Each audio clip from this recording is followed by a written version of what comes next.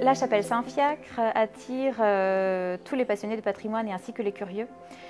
D'extérieur, elle est déjà majestueuse, avec ses flèches qui s'élancent vers le ciel. Effectivement, elle est intrigante par sa façade quelque peu asymétrique. Quand on s'y attarde, on le remarque. Et l'intérieur, donc là, vraiment renferme un véritable joyau qui fait la fierté de la commune.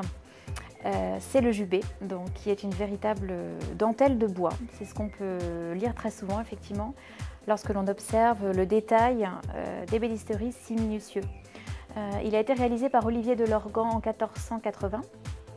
Donc, le jubé, en fait, servait tout simplement à séparer la nef du chœur et sa partie supérieure servait de tribune pour prêcher la parole évangélique, en fait.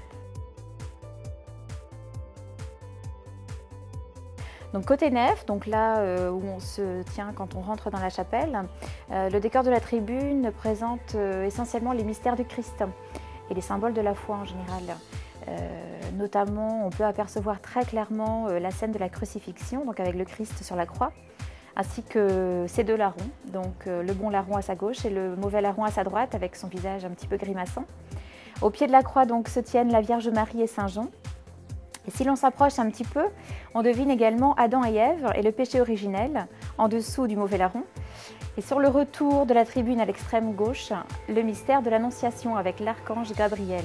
On s'aperçoit effectivement que ce jubé est empli de détails tout à fait intéressants qui méritent le détour, effectivement.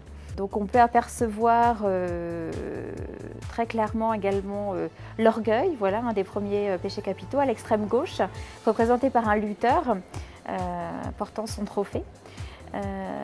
On voit également le vol, donc avec cet homme qui descend d'un arbre, l'ivrognerie également, et ce gros personnage qui vomit un renard avec un tonneau sur les genoux. Et la luxure aussi, représentée avec ce couple d'amoureux. Et sans doute l'oisiveté, on le suppose, évoquée par un couple de sonneurs.